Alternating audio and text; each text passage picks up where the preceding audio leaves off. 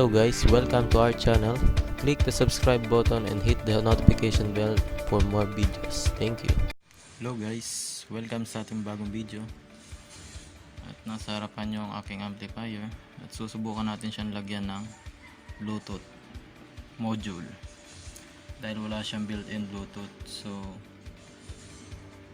yan,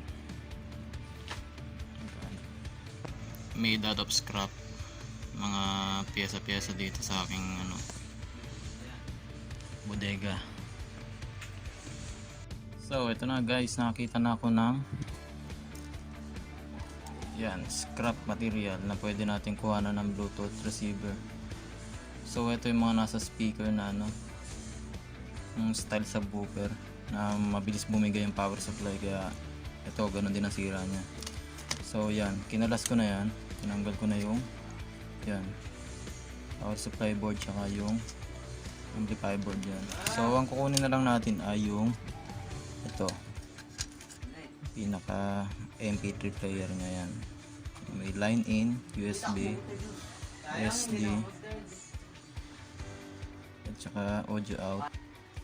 So ito yung dito na yung Bluetooth, pinaka Bluetooth nya. So yan, hanapin nyo lang kung nasan yung signal at saka yung supply. So ito, kita nyo naman sa board yan eh.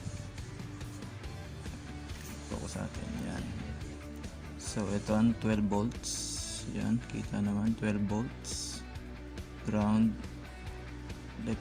left signal, ground, and right signal sa audio. So yan, ganun, tatandaan nyo lang. Yan. So yan, titingnan natin kung saan natin kakabit sa may amplifier natin. Yan. Yan. So ang ating main amplifier board, and ito yung input. So pipili lang kayo dyan sa likod niya kung saan yung bakante na hindi nyo madalas ginagamit. Pwede tayo doon maglagay ng signal dun sa ating Bluetooth module. So ang pinili ko ay yung VCD, since di ko naman ginagamit. Dito na ako magtatap mamaya ng signal, then select ko na lang dito. So ayan guys, i-assemble na natin siya ngayon. So mag-solder muna tayo dito ng mga wire, then nahanap tayo ng supply para sa ating Bluetooth module. So umpisa na natin. Okay, so ito guys, tapos na yung aking pag-solder ng mga cables. So ito yung sa ating audio signal out. Ayan, shielded wire. Ayan, white is for left and right is for red. Then yung itong isang walang shield is yung ground. So ito naman yung ating sa 12 volt power. Yan. So ilalagay na natin siya doon sa may amplifier.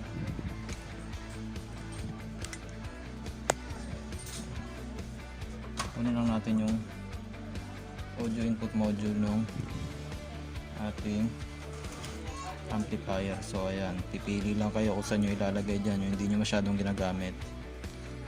So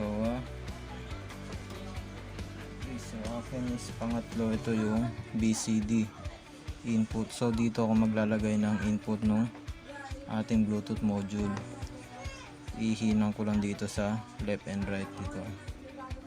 Nakikita nyo na may markings yan dyan sa may ayan, L and R. So yan, dyan ako maghinang. So yan, ihinang na natin dito sa board yung cable. So ito ay left,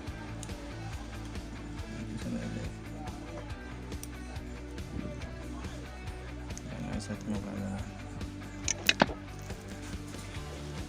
yung right dito sa may right.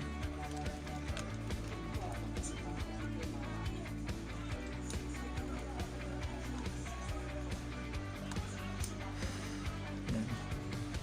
Then yung ground dito sa ground, dito sa may ground auxiliary.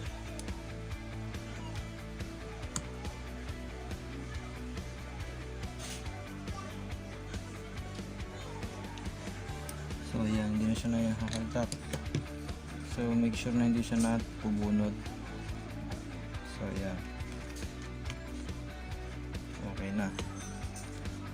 Then ang gagawin natin is hahanap tayo ng 12 volt supply dito sa ating board. So maghanap tayo, pinaka siguro possible na pwede natin pagkuhanan is dito sa may, ayun o, 12 volts sa may exhaust fan. Yung supply na exhaust fan, doon tayo kukuha ng supply para doon sa ating Bluetooth module. So i-assemble muna natin dyan sa loob bago tayo kumuha ng supply.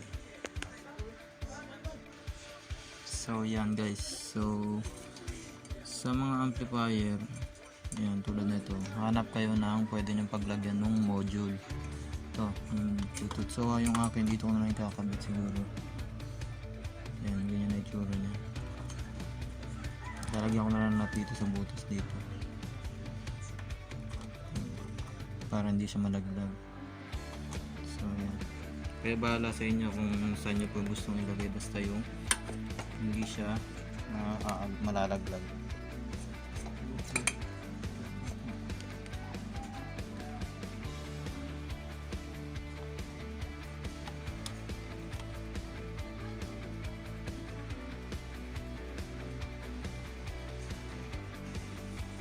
So yan guys, lalagyan natin yung power supply natin dito sa rail ng exhaust fan.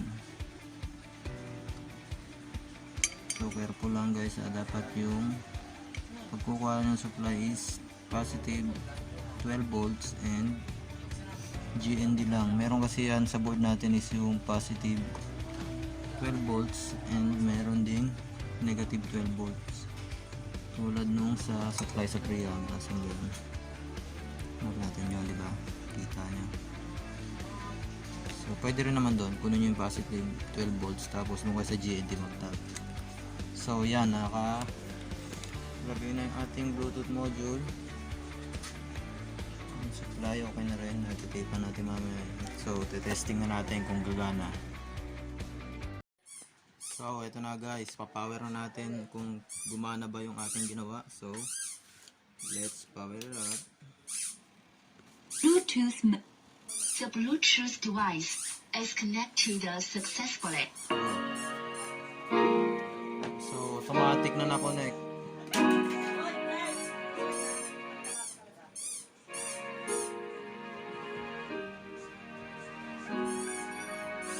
So, yan na, Bluetooth na siya guys.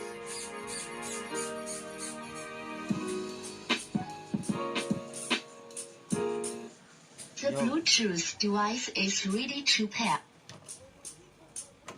So, success guys ang ating pag-modify. Thanks sa ating scrap na board module ng Bluetooth at ating nalagyan ng lumang amplifier ng Bluetooth connection. So, pakinggan na natin. Successfully.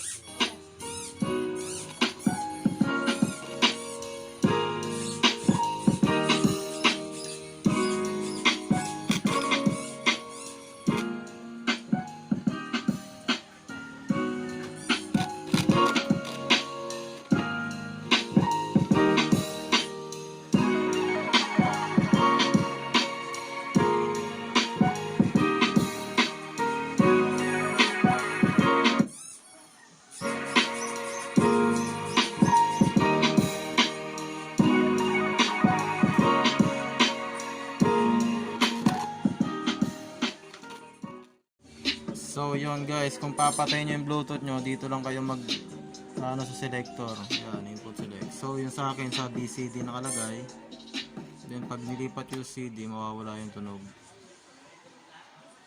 At make sure din yung module nyo kung may ibang yan, input source like line in and yung USB, dapat i-select nyo yung mode sa BT para hindi nyo na ililipat kung sakaling naka-built-in na sa loob yan. So, thank you sa panonood ng video. Give it a like and share. And subscribe na rin kayo sa akin channel for more videos. Thank you.